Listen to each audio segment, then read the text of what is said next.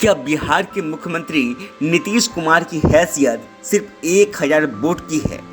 बिहार के 2 सीटों पर हुए उपचुनाव के बाद यही नतीजा निकाला जा रहा है। मोकामा और गोपालगंज में हुए उपचुनाव के रिजल्ट के मायने यही निकल रहे हैं कि तेजस्वी यादव को नीतीश कुमार से दोस्ती से कोई नफा नहीं हुआ। हाँ, नुकसान होता जरूर दिख रहा है।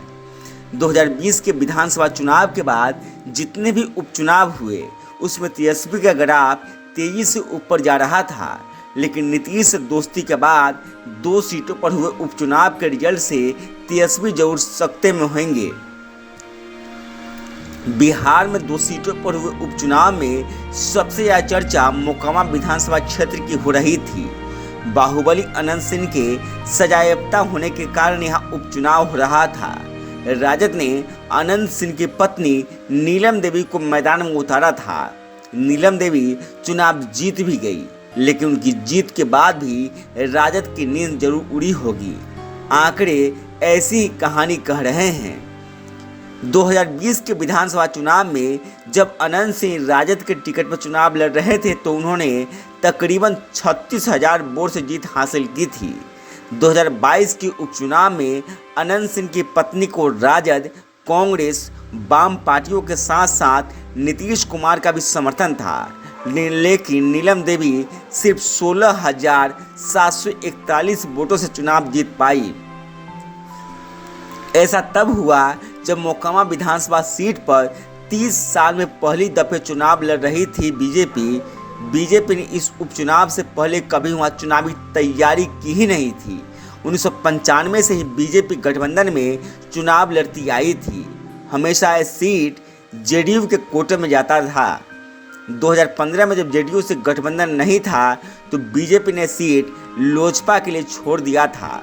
पहली दफे चुनाव लड़ रही बीजेपी ने मोकामा में लगभग 63,000 वोट हासिल किए, जबकि 2020 के विधानसभा चुनाव में बीजेपी समर्थित जेडीयू उम्मीदवार को सिर्फ 42,749 वोट आया था। यानी बीजेपी ने उसमें भी 20,000 ज़्यादा वोट हासिल किया। सबसे पहले ये जान लेना जरूरी है कि मोकामा विधानसभा क्षेत्र नीतीश कुमार के लिए गृह क्षेत्र के जैसा है।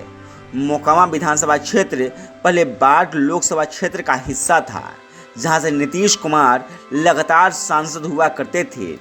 अब ये जानिए कि नीतीश के आने के बाद राजद को फायदा क्या हुआ। 2020 में जब नीतीश राजद का विरोध कर रहे थे तो आरजेडी के उम्मीदवार अनंत सिंह को 78,721 वोट मिले थे। 2022 में जब नीतीश ने राजद का समर्थन किया तो आरजेडी उम्मीदवार नीलम देवी को 79,744 वोट आए, यानी पहले से 1,000 वोट ज़्यादा। ऐसा तब हुआ जब उपचुनाव में मोकामा में वोटिंग का परसेंटेज बढ़ गया था। 2020 के विधानसभा चुनाव की तुलना में 2022 के उपचुनाव में ज़्यादा वोटिंग हुई। जाहिर है अगर ज़्यादा वोटिंग हुई तो उम्मीदवारों को वोट बढ़ेंगे ही, लेकिन अगर इस तथ्य को न भी माना जाए तो सवाल उठ रहा है कि नीतीश कुमार के साथ आने से राजद को क्या फायदा हुआ। आंकड़े बता रहे हैं कि सिर्फ 1,000 वोट का फायदा हुआ। बात सीधी सी है। 2020 में अकेले लड़कर जितने वोट मिले थे, इस दफे उसमें 1,000 ज़्यादा वोट बढ़ गए। सवाल ये भी उठ रहा है कि अगर अनंत सिंह की पत्नी राजद की उम्मीदवार नहीं होती तो क्या होता। मोकामा क्षेत्र में अनंत सिंह की हैसियत किसी से छिपी हुई नहीं है। वो निर्दलीय चुनाव लड़कर भी यहाँ से चुनाव जीत चुके हैं। 2015 के विधानसभा चुनाव में जेडीयू और राजद साथ थे। अनंत सिंह निर्दलीय चुनाव लड़ रहे थे और तब भी उन्होंने जेडीयू राजद के साझा उम्मीदवार नीरज कुमार को लगभग 19,000 वोटों से हराया था। मोकामा में हुए पिछले 7 चुनावों में अनंत सिंह ने 6 बार जीत हासिल की है। जानकार बता रहे हैं कि इस दफे भी मोकामा क्षेत्र से राजद को नहीं बल्कि अनंत सिंह को जीत मिली है। हाँ, नीतीश के आने का नुकसान ये हुआ कि जीत का मार्जिन 2020 ही नहीं बल्कि 2015 के चुनाव से भी कम हो गया। वैसे राजद इसे अपनी उपलब्धि बता सकती है कि गोपालगंज सीट पर उसने बीजेपी को कड़ा मुकाबला दिया। बीजेपी सीट लगभग 2000 वोटों से जीतने में ही सफल रहे, जबकि 2020 के विधानसभा चुनाव में बीजेपी के सुभाष सिंह 36,000 से ज़्यादा वोटों से जीत हासिल की थी। लेकिन रिजल्ट के आंकड़े बता रहे हैं कि अगर कड़ा मुकाबला हुआ तो उसका भी श्रेय नीतीश कुमार को नहीं दिया जा सकता है। 2020 के विधानसभा चुनाव में गोपालगंज से राजद ने अपना उम्मीदवार उतारा ही नहीं था। ये सीट कांग्रेस के खाते में चली गई थी। कांग्रेस ने वहां से आसिफ गफूर को उम्मीदवार बनाया था, लेकिन तेजस्वी के मामा साधु यादव बसपा के टिकट पर चुनाव मैदान में उतर गए थे। साधु यादव ने राजद के आधार वोट यानी यादवों का ज़्यादातर वोट समेट लिया था, लेकिन 2020 के चुनाव में साधु यादव ने 41,000 से ज़्यादा वोट पाया और वही दूसरे नंबर पर थे। कांग्रेस की आसिफ गफूर तीसरे नंबर पर थे। 2020 के चुनाव में भी अगर साधु यादव और कांग्रेस की आसिफ गफूर का वोट एक साथ होता तो बीजेपी चुनाव हारने की स्थिति में होती।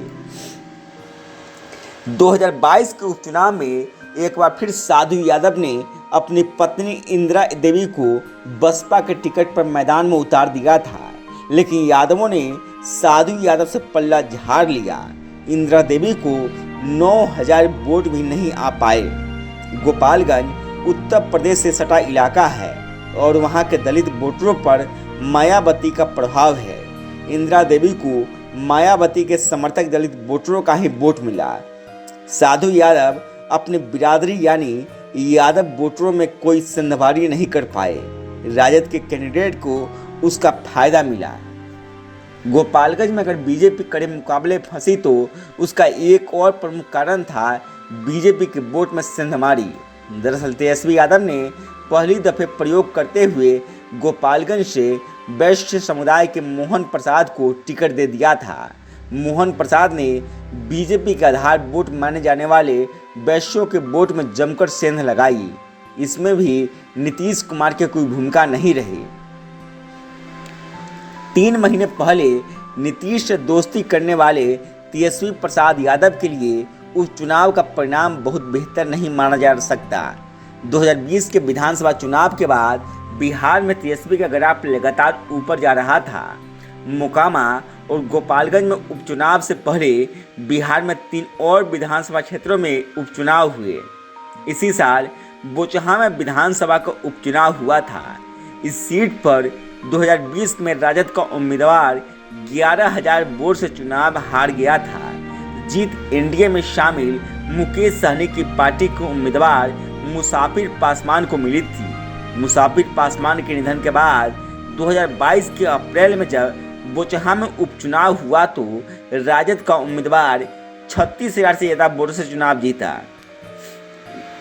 2020 के बाद तेजस्वी की बढ़ती लोकप्रियता का अंदाजा पिछले साल तारापुर और कुशेश्वर स्थान में हुए उपचुनाव में भी देखा गया था। इन दोनों सीटों पर तेजस्वी के उम्मीदवार ने पहले के मुकाबले काफ़ी बेहतर प्रदर्शन किया था, लेकिन अब स्थिति बदली हुई नजर आ रही है। मोकामा और गोपालगंज उपचुनाव के रिजल्ट के बाद ये भी बात सामने आ रही है कि A to Z की बात करने वाले तेजस्वी यादव से वोटर बिदक भी रहे हैं। सियासी जानकार सबसे पहला उदाहरण पासवान जाति के वोटरों का दे रहे हैं। पासवान जाति के वोटरों की कोई नाराजगी तेजस्वी यादव से नहीं थी। तभी बोचहा उपचुनाव में तेजस्वी के उम्मीदवार को पासवान जाति का थोक में वोट मिला था, लेकिन नीतीश के साथ जाने के बाद तेजस्वी से पासवान जाति के वोटर दूर हुए हैं। उपचुनाव के दौरान ही रामविलास पासवान पर नीतीश कुमार की टिप्पणी से पासवान जाति के लोगों में भारी नाराजगी फैली। सियासी जानकार बता रहे हैं कि नीतीश से तेजस्वी के गठजोड़ का असर भूमिहार वोटरों पर भी पड़ा है। 1990 से ही लालू यादव से दूर रहे भूमिहार वोटरों ने बोचहा उपचुनाव के साथ साथ विधान परिषद के चुनाव में तेजस्वी यादव का जमकर साथ दिया था। सियासी जानकारों के मुताबिक नीतीश कुमार के कारण तेजस्वी यादव से वोट बैंक में बिदक रहा है। कमोबेश यही स्थिति राजपूत और ब्राह्मण वोटरों का भी है। इन जातियों का भी झुकाव तेजस्वी यादव की ओर बढ़ रहा था, लेकिन नीतीश के साथ आने के बाद वो दूरी बना रहे हैं। राजपूतों का एक बड़ा तबका मान रहा है कि तेजस्वी यादव ने नीतीश कुमार के कारण सुधाकर सिंह की बलि ले ली। इसका असर मोकामा में देखने को मिला, जहां राजपूतों का ज़्यादातर वोट बीजेपी को चला गया। बड़ा सवाल ये है कि क्या तेजस्वी यादव अपनी रणनीति बदलेंगे? नीतीश कुमार साथ जाने का नुकसान तो साफ दिख रहा है। ये भी दिख रहा है कि नीतीश कुमार अपना वोट बैंक ट्रांसफर कराने की स्थिति में नहीं है, या फिर नीतीश के पास कोई बड़ा वोट बैंक रह ही नहीं गया है। अगर ऐसा ही होता रहा तो तेजस्वी की आगे की राजनीति खतरे में है। ऐसे में तेजस्वी को सोचना चाहिए। गांव तक बिहार की रिपोर्ट। अब ऑर्गेनिक तरीके से रखें खुद के साथ किचन के बर्तनों और बाथरूम के टॉयलेट का ख्याल। अकासा लेकर आया है organic hand wash, shampoo, toilet cleaner के साथ ढेर सारे प्रोडक्ट जो करे आपका और आपके घर का कंप्लीट केयर।